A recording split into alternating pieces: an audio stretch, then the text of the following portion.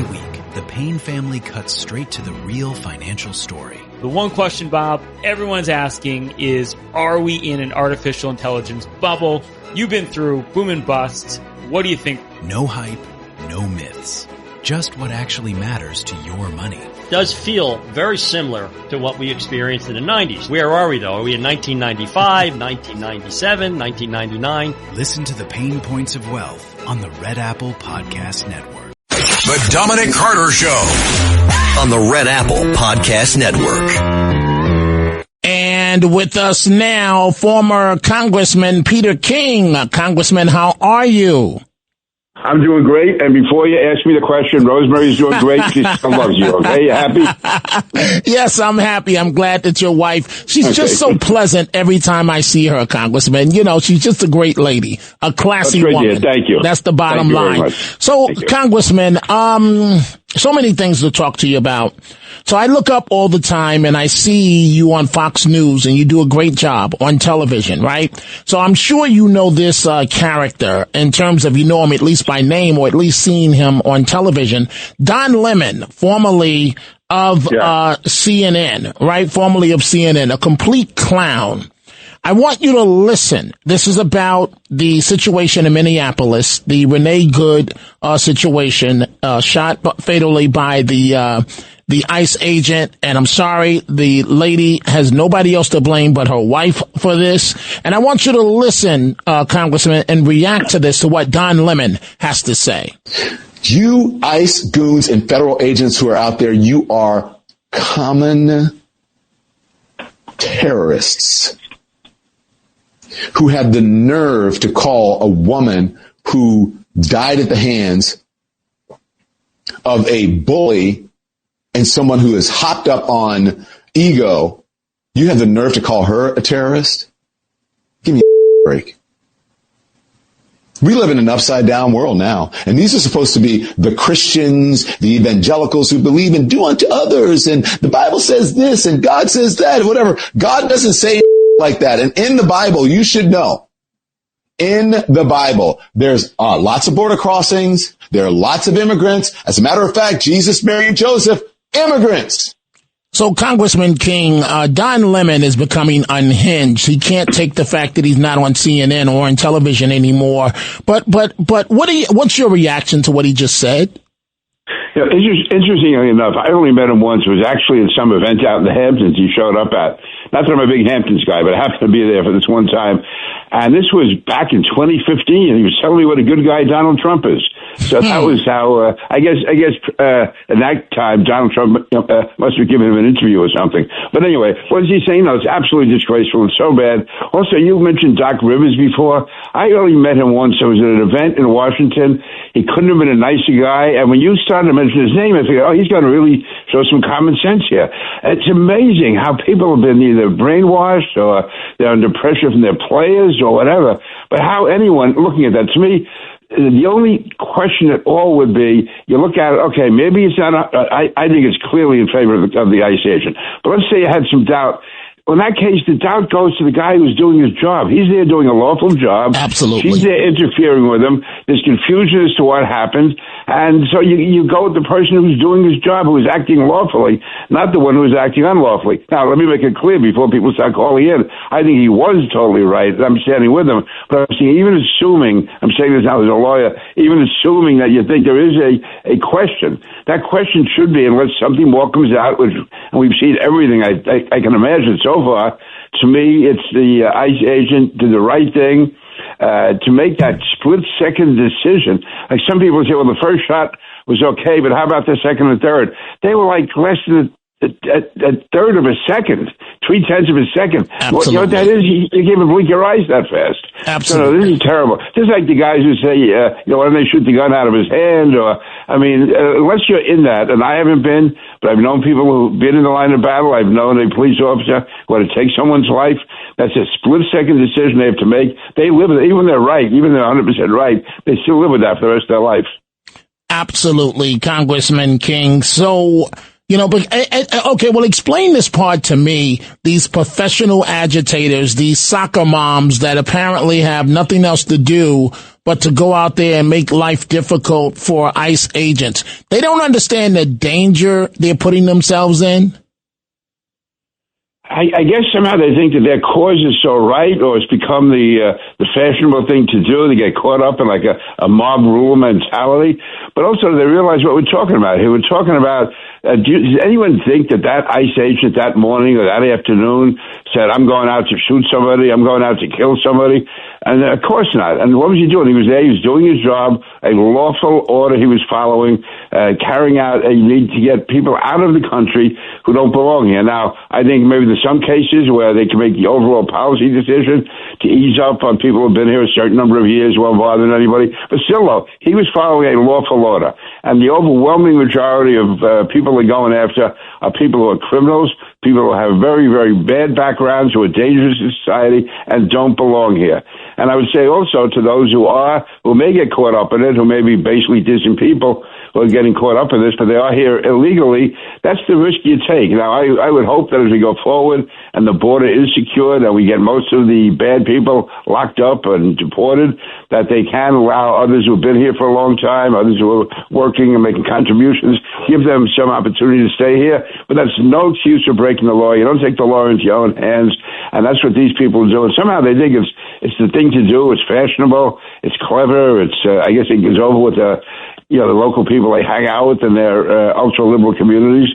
But it's dangerous and it's wrong, and there are consequences, and the consequences are not always good, as we've seen. Absolutely, Congressman Peter King. President Trump in battleground Michigan, in Detroit, declaring the economy is booming like never before. If it comes down to believing President Trump or to believing far-left Democrats, I go with President Trump each time, every day, 10 times a day. How do you see the economy? Yeah, the economy is certainly doing well. I mean, it's certainly what an improvement over the previous 4 years. I mean, but at every level, it's getting better. It's improving. People's lives are getting better. Now, it's not perfect for everybody. There's always more to be done, but that's the history of America. Always more to be done. But the fact is we're going in the right direction, unlike the previous 4 years when we're going in the wrong direction. So I think President Trump, I would maybe support tariffs as much as he does, but it's working. And everything else, as far as the unemployment, as far as job opportunities, as far as obviously retirement funds, stock market, all that is doing very well. And there are more jobs opening up. He's out in Detroit now talking about how things are much better for Ford and for American auto manufacturers. So, and he's only been in office. Now, it's less than a year. Sometimes when Donald Trump gets at you so fast, you feels like 20 years. But no, he's only been in office for less than a year. Absolutely. And you think of all that's been accomplished, even in foreign policy. I mean, going after Iran's nuclear weapons, that was talked about for years, and nobody ever really thought it would be done. It was always looked upon as a bargaining chip we had. And yet he went in, and of course it was going to cause World War III, and said it was over in a few hours. With Venezuela, we still have a long way to go, but the extrication of Maduro from Venezuela has to send shockwaves throughout the dictators in the world, the enemies of the United States. And it's definitely, these are all steps forward, which no other president has done, and I give him credit for that. I do as well. The situation with Iran almost like beating its chest, ready for war. You've had 500 protesters killed. The President Trump declaring he's got their back. He's not going to permit this to continue. How does that situation play out? Every week, the Payne family cuts straight to the real financial story. The one question, Bob, everyone's asking is, are we in an artificial intelligence bubble? You've been through boom and bust. What do you think? No hype, no myths. Just what actually matters to your money. Does feel very similar to what we experienced in the 90s. Where are we, though? Are we in 1995, 1997, 1999? Listen to the Pain Points of Wealth on the Red Apple Podcast Network. I think Iran should have learned. I mean, they were saying last summer that if President Trump attacked the nuclear facilities, there'd be another world war. It would be death to Americans. And the fact is nothing was done. Nothing significant was done after we carried out that really historic military achievement. So, listen, it's important that a way be found to remove the Ayatollahs. It appears, even though there's been demonstrations in the past, I think the key one probably was back in 2009 when President Obama really missed an opportunity. But there have been more since then. But this one seems to be the largest since 2009 and the most extensive. So I think this could be the opportunity. How they decide to do it, it could be by cyber attacks. It could be by going after oil deliveries, or whatever it has to be. I think the president does not want to be putting troops on the ground and boots on the ground, as they say. But there has to. We have so many options that are available, and I would think it may well be a cyberkinetic attack that we carry out. But it has to be done. It should be done if at all possible. But I'm not there in the Situation Room. I'm not there listening to the CIA and the Defense Department. But to me, with all of the tools we have, I think President Trump will try and find a way to bring that about, which is going to bring down, hopefully, this Ayatollah dynasty, this theocratic society, which has just been a horrible dictatorship and a threat to the whole world. Two additional questions, and then I'm going back to calls from the public. I see we have Joe in Secaucus, a first-time caller. Joe, hold on. We'll get to you. Vito, Ed, Tom, Scott in Myrtle Beach. We're talking right now with former New York Congressman Peter King. So, Mamdani just moved into Gracie Mansion on the Upper East Side, the official residence of the mayor. My contention is that he had an absolute horrible week. It exposed him as an inexperienced 34-year-old trying to lead New York City. He's got a tenant advocate that wants to take white people's homes, and with the socialism stuff. How do you see the first week for Mamdani? I think he may look upon it as a success because he knows what he wants and he's getting it done. He wants these bad people. He wants people like that woman who is against private property, who believes that whites should have their property confiscated, or somehow that's white nationalism, or white supremacy. So I think that basically, I hope the people of New York are looking. I think it's been a disaster as far as what it's going to do for the city and what it's going to do politically for everyone. But in his mind, he may well think this is a success. This guy he's no dope. He knows what he wants to do. I think what he wants to do is damaging and terribly damaging to the city, terribly threatening to the city.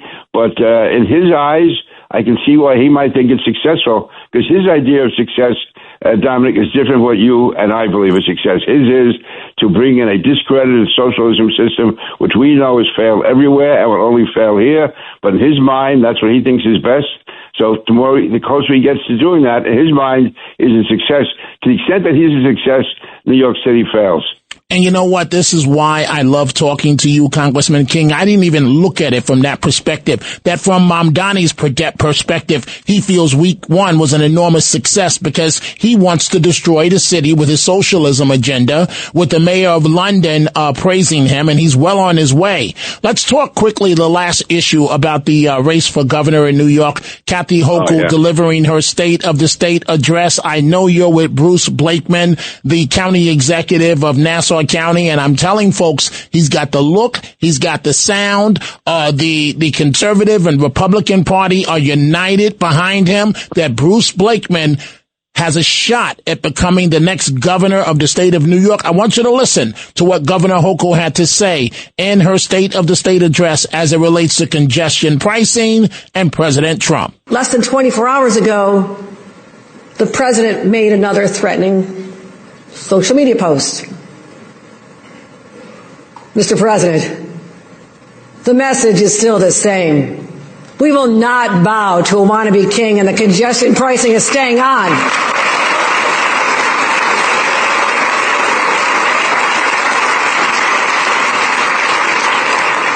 Congressman King? That should be a paid political advertisement for Bruce Blakeman. I mean, if there's anyone who supports congestion pricing outside her little liberal group, I don't know who it is. And I was at Bruce's inauguration last night. Also, Sid Rosenberg was there, stealing the show in many ways. But no, Bruce was phenomenal, and he is really on his way. He's definitely the underdog. He's definitely trailing Kathy Hochul. She starts off with 3 million more Democrats than there are Republicans. But I see this being a very close race, and the Bruce passing her in the end. I saw that apparently there's a Zogby poll today which says there's a 14-point lead for Kathy Hochul. If that's all she has, and Bruce has not started his campaign, and he's an effective campaign, the more the people see him, the more they realize how in tune he is absolutely with their beliefs. He's in touch with the average person, the average man and woman, the average working people, the average families trying to just lead a good life, raise their kids, send them to good schools, live in safe neighborhoods.